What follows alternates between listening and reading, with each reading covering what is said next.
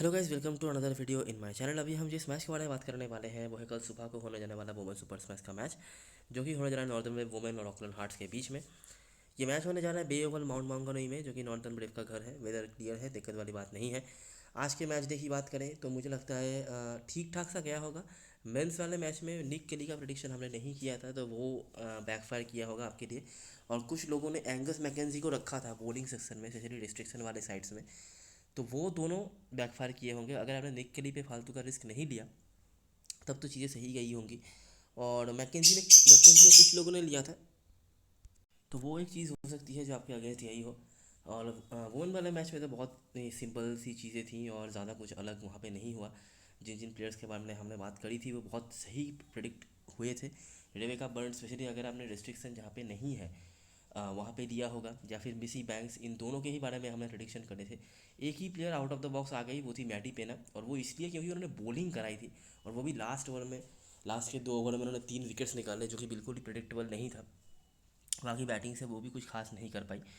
तो यही चीज़ें थी। आई होप ठीक ठाक सा गया होगा आपके लिए मैच डे। स्टार्ट करते हैं इस मैच के बारे में। Bay Oval Mount Maunganui, Northern District का घर। वेदर यहाँ पे क्लियर है। आखिरी 5 मैचों की बात करें तो ऑकलैंड हार्ट्स यहाँ पे 4-1 से आगे चल रही है। Obviously northern district weakest team होती है इस फॉर्मेट में। वुमेन क्रिकेट की अगर हम बात करें तो उनके रिकॉर्ड्स तो ख़राब होने ही हैं, तो वो यहाँ पे है भी। देखते हैं जब ये दोनों टीमें आमने सामने हुई हैं आखिरी 5 मैचेस में तो क्या क्या चीज़ देखने मिली है।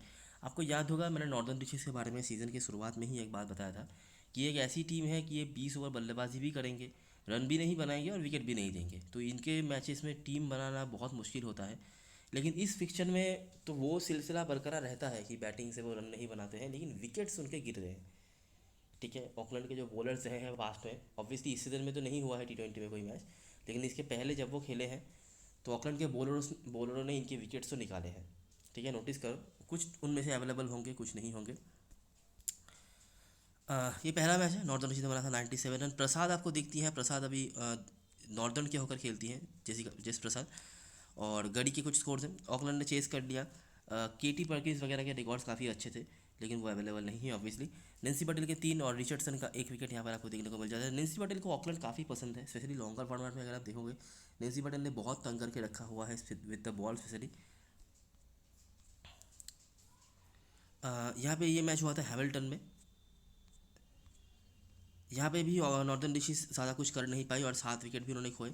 हेलिडे जो अभी कल के मैच में डेब्यू करने वाली है ऑकलैंड की टीम में, ये भी अभी दूसरी टीम की होकर खेल रही हैं। बाकी बॉलरों में से प्रसाद फिर से आपको दिख रही हैं, जो कि ऑब्वियसली नॉर्दर्न की होकर खेलती हैं अभी। और जोनास, ऑकलैंड ने वापस से इजीली चेस कर लिया, जहाँ पे हेलिडे के 2 विकेट्स भी थे लेकिन कोई फ़ायदा नहीं हुआ।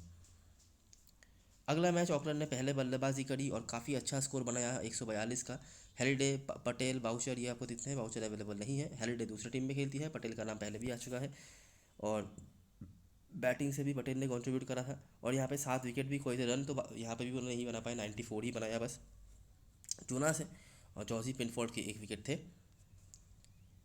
सेकेंड लास्ट मैच जो हुआ था दोनों टीमों के बीच में, वो यहाँ पे भी नॉर्दर्न ने पहले बल्लेबाजी करके खास कुछ किया नहीं। 103, यही मेरे ख्याल से इनका हाईएस्ट स्कोर है इस फिक्चर में अभी तक। गड़ी के कुछ स्कोर्स है, बाकी जोनास, पेनफोल्ड, ये दाम हमें पहले भी मिल चुके हैं। ऑकलैंड ने चेस कर लिया इजीली, 6 विकेट खोया था हालांकि उन्होंने। हैरिडेल ने लीड किया था। पटेल का तो नाम आपने देख ही लिया है, इस फिक्चर में कई बार है। T20 में थोड़ा कम भी लग रहा होगा आपको, लेकिन लॉन्गर फॉर्मेट में तो बहुत ज़्यादा नाम आता है पटेल का, बैटिंग से भी बॉलिंग से ज़्यादा। आर्मस्ट्रॉन्ग अवेलेबल नहीं है, नायडू भी कल स्क्वाड में है, लेकिन देखना पड़ेगा खिला जाता है या नहीं। लास्ट मैच जो हुआ था दोनों टीमों के बीच में वो इसी ग्राउंड पे हुआ था, और ये पिछले सीज़न का पहला मैच था। लास्ट मैच जो होना था ऑकलैंड के घर पे, वो मैच नहीं हो पाया था बारिश की वजह से।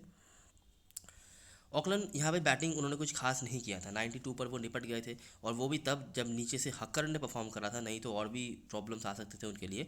हेलिडे, जिनके रिकॉर्ड्स बहुत अच्छे रहे हैं लेकिन वो अवेलेबल नहीं है। बाउचर नहीं खेल रही। मानामा डाउन्स और नेंसी पटेल, इनके नाम आए हैं। नेंसी पटेल का तो नाम आपने देख ही लिया। नॉर्दर्न डिसीज इसको भी चेज नहीं कर पाई अपने घर पे, और 89 पर वो निपट गए। मॉली पेनफोल्ड, टेम्पल्टन और हक्कर ने बैटिंग के बाद बॉलिंग से भी परफॉर्म करा था, जो कि ऑब्वियसली स्क्वाड में नहीं है। तो ये कहानी रही है अभी तक। नॉर्दर्न डिशेस, मैं हमेशा जो बोलता हूँ कि वो विकेट नहीं देते हैं, लेकिन इस फिक्चर में उनके विकेट्स भी गिरे हैं। वो रन भी नहीं, रन तो बनाते है ही नहीं मोस्ट ऑफ द टाइम, लेकिन यहाँ पे विकेट्स भी गिरे हैं। ऑकलैंड बहुत बढ़िया करा है, ऐसा मैं नहीं कहूँगा। बॉलिंग उन्होंने अच्छा करा है, बैटिंग में कुछ ज़्यादा करने की ज़रूरत नहीं पड़ी है। उन्होंने मेरे ख्याल से 2 बार बैट फर्स्ट किया है आखिरी 5 में। हाँ, यहाँ पे भी चेज़ करना पड़ा, चेज़ कर लिया, यहाँ पे चेज़ करना पड़ा, इजीली चेज़ कर लिया। यहाँ पे अच्छी बल्लेबाजी करी थी 142, और यहाँ पे बहुत बुरा बल्लेबाजी किया था उन्होंने, 92 पर निपट गए थे, 50 रन कम मतलब लास्ट टाइम जब उन्होंने बैट फर्स्ट किया था उससे। लेकिन एनीवेज उसमें भी उन्होंने जीत हासिल कर ली। समराइजेशन की बात करें तो कुछ प्लेयर्स की जो आपने नाम यहाँ पे देखे हैं, ऑब्वियसली देखो बहुत चेंजेस हुए हैं दोनों टीमों में।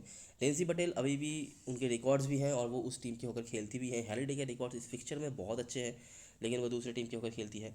बल्लेबाजी में कोई भी करंट स्क्वाड में ऐसा नहीं है जिनके बारे में आप ऐसा कुछ खास कह सको। फ्रैन जोनस का भी हमने थोड़ा बहुत नाम यहाँ पे देख रखा है, ठीक है। इसके अलावा प्रसाद जब खेली थी, ज़्यादा वो खेलती थी ऑकलैंड के होकर, तब उनके रिकॉर्ड थे, लेकिन वो भी दूसरे टीम के होकर खेलती है। तो बस यही कुछ चीज़ें हैं जो हम बता सकते हैं। ऑब्वियसली आप समझ सकते हैं कि बॉलिंग हैवी फिक्सचर ये रहा है। एक इनिंग्स शायद 142 का, वो आप कह सकते हैं कि बल्लेबाजी अच्छी रही, लेकिन इसके अलावा बॉलर्स का यहाँ पे दबदबा रहा है। अभी हम बात करेंगे इस ग्राउंड के बारे में। इस ग्राउंड पे ऑलरेडी एक मैच हो चुका है नॉर्दर्न डिस्ट्रिक्ट का, मेरे ख्याल से वेलिंगटन के अगेंस्ट में हुआ था, जहाँ पर चामाड़ी आतपातू ने धमाका मचाया था। लेकिन इसके अलावा इस ग्राउंड पे उनके आने से पहले क्या रिकॉर्ड्स रहे हैं वो हम देख लेते हैं। इस ग्राउंड पे जो लास्ट हेड टू हेड हुआ था वो तो आपने देख ही लिया क्या हालत हुआ था, तो देखते हैं। कैंटरबरी बड़े बड़े नॉर्थ ईस्ट का मैच हुआ, हारी है वो ऑब्वियसली मैच। नेंसी पटेल और गड़ी आपको रिपीट होते हुए यहाँ पे दिख रहे हैं। गड़ी का वहाँ पे भी हेड टू हेड में भी कुछ नाम आया था, ऑब्वियसली कुछ खास फायदा तो हुआ नहीं, लेकिन नाम इंडिविजुअल उनका आया था। अगला मैच नॉर्दर्न डिस्ट्रिक्ट बनाम सेंट्रल डिस्ट्रिक्ट का मैच हुआ। 110 ही रन उन्होंने बनाया, लेकिन गड़ी का नाम रिपीट हो रहा है। बाकी नेंसी पटेल, ये दो नाम हमने पहले भी देखे हैं हेड टू हेड में भी, और यहाँ पे भी बार बार नाम आ रहे हैं।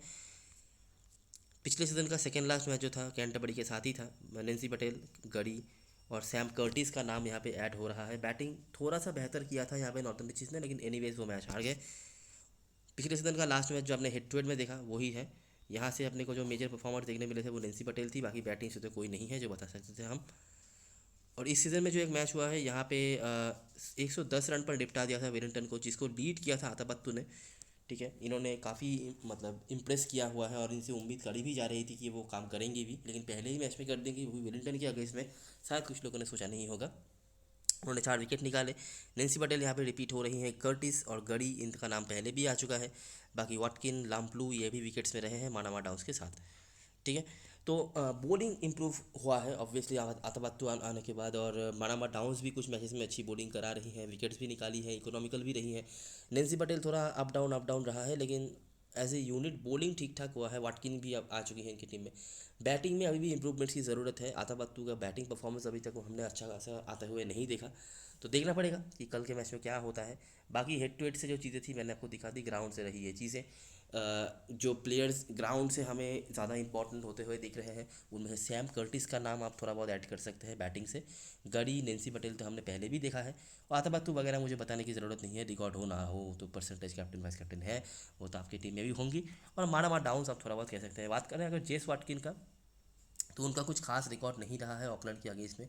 बॉलिंग से कुछ विकेट्स निकाले भी होंगे, बैटिंग से तो कुछ भी नहीं है, ठीक है, जिसकी वजह से उनकी टीम भी खास कुछ नहीं कर पाई है ऑकलैंड के विरुद्ध, तो वो है, ठीक है। तो ये रही सारी चीज़ें जो बताने लायक था हेड टू हेड से। ग्राउंड की चीज़ें अभी हमने डिस्कस कर ली है। आई होप आपने सब कुछ सही से देख लिया होगा। अभी हम बात करते हैं प्लेइंग एलेवन के बारे में। तो एक चेंज जो होगा नॉर्दर्न डिस्ट्रिक्ट की तरफ से वो है, केली नाइट नहीं खेलेंगी, जेसी प्रसाद या श्रिया नायडू में से कोई एक खेलेंगी। मोस्ट प्रोबेबली जेसी प्रसाद खेलेंगी। इन्होंने जो लास्ट मैच खेला था वहाँ पर बैटिंग से भी कुछ कंट्रीब्यूट उन्होंने करे थे और बॉलिंग से भी विकेट निकाला था, उसके बाद उनको खेलने का मौका नहीं मिला। बाकी आपकी टीम में जो प्लेयर्स आ गई होंगी, आताबत्तू, गड़ी, नेंसी पटेल, वाटकिन को लेकर आप अपना कोड कंप्लीट कर सकते हो, लेकिन जहाँ पे रिस्ट्रिक्शंस हैं उन साइड्स में कर्टिस को भी ऐड किया जा सकता है, क्योंकि एनीवेज आपके पास बैटिंग से बहुत ऑप्शंस नहीं होंगे, ठीक है। इनके थोड़े बहुत नाम हैं तो आप देख सकते हो, लेकिन फिर भी कोर की अगर हम बात करेंगे तो अथापत्तु, गड़ी, वाटकिन इसलिए क्योंकि इनका यूज़ बहुत बढ़िया तरीके से हो रहा है, कुछ ना कुछ पॉइंट तो वो दे ही रही है। कैप्टन वाइस कैप्टनसी बात की तो बात नहीं है, लेकिन पॉइंट दे रही है तो इसीलिए रखना पड़ेगा। और नेंसी पटेल, ये 4 हमारे कोर्ट पे रहेंगी। इसके अलावा जिन प्लेयर्स को हम कंसिडर करेंगे वो हैं कर्टिस, मानामा डाउन्स, जेसी प्रसाद देखा जा सकता है, ये अपने पुराने टीम के अगेंस्ट में खेलेंगी अगर खेलती हैं तो। एगाफिली एक ऑप्शन है, लोग शायद इनकी तरफ ना देखें, लैम्पलू के साथ तो लोग जाएंगे ही क्योंकि ये बॉलिंग करा रहे हैं।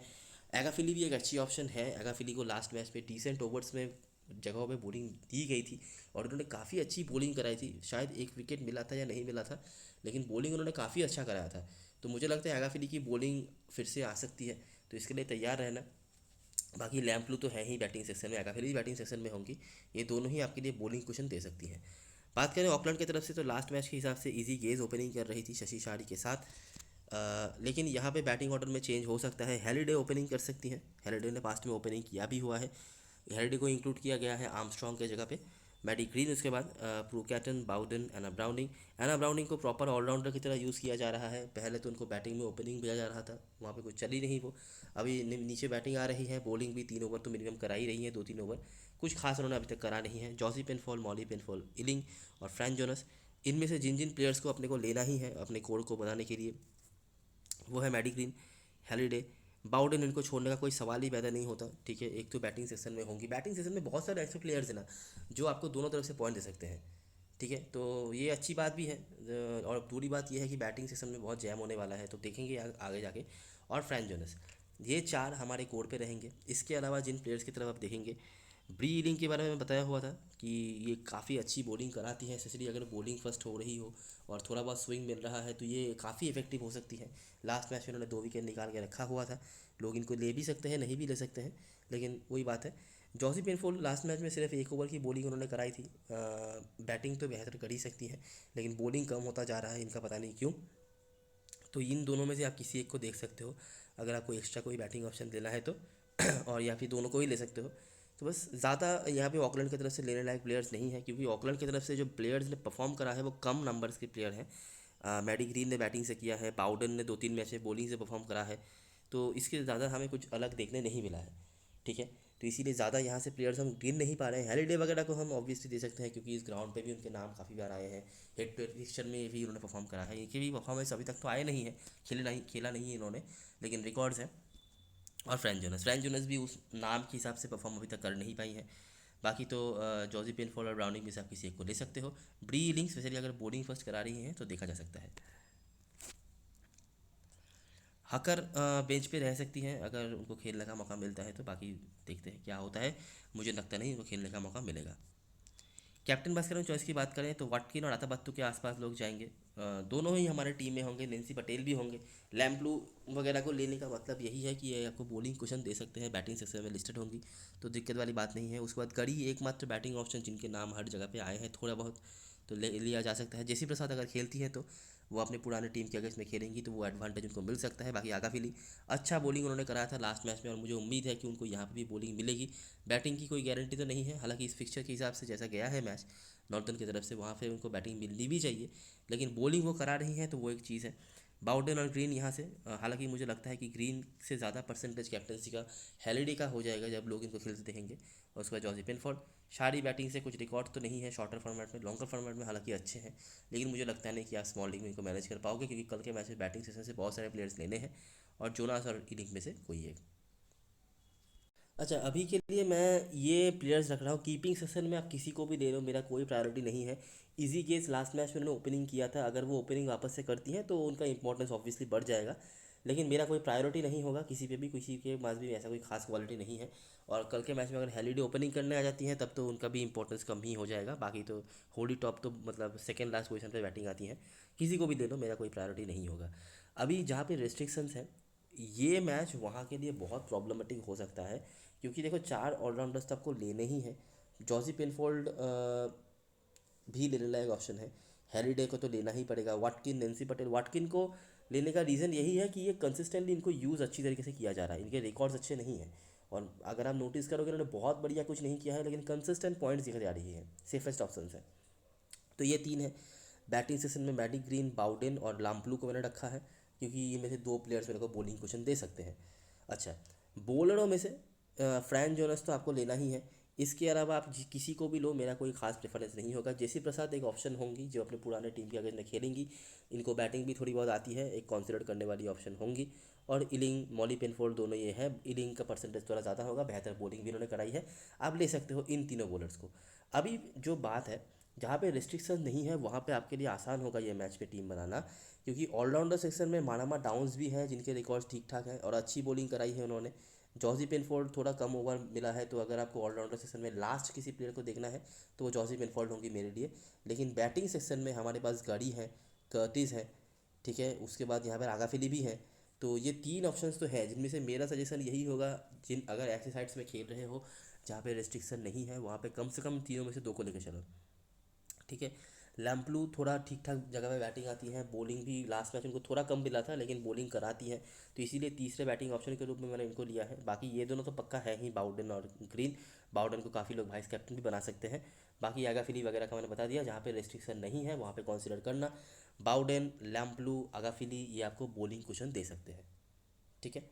कैप्टन भास्कर में चॉइस की बात करें तो आता बात तो कोई आसपास तो कोई है नहीं, इंडिविजुअलिटी की बात हो तो रिकॉर्ड्स भले ना हो, लेकिन उन्होंने जो करके रखा है, स्पेशली लास्ट मैच जो यहाँ पे खेला था, और इवन काफ़ी इंस्पायरिंग परफॉर्मेंस कर रही है वो।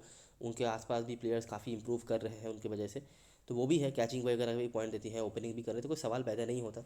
वाइस कैप्टनसी के लिए जनता वाटकिन के साथ जा सकती है, आप नेंसी पटेल ट्राई कर सकते हो, इनके रिकॉर्ड्स अच्छे हैं। इनको ऑकलैंड पसंद है, इस सीज़न में थोड़ा शांत रहा है इनका परफॉर्मेंस, लेकिन क्या पता ऑकलैंड के सामने वो चल भी जाए, अच्छा कर ली जाए।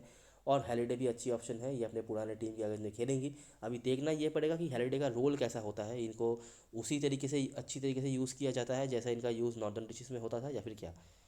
ठीक है। तो अताबत तो कैप्टन, नेंसी पटेल या हैलिडे में से वाइस कैप्टन, अगर परसेंटेज देखना है तो वाटकिन है, समझ ही आ रहा है आपको। बस यही हमारे ऑप्शंस हैं। तो ये रही सारी चीज़ें, और सारी एनालिसिस। अगर आपको वीडियो पसंद आई हो तो लाइक ज़रूर करना, सब्सक्राइब करना चैनल को, टेलीग्राम चैनल पे ज़रूर ज्वाइन हो जाना, क्योंकि लास्ट मोमेंट पे सारी अपडेट्स वहीं पे आने वाली हैं। तब तक के लिए best luck for this match and goodbye for now.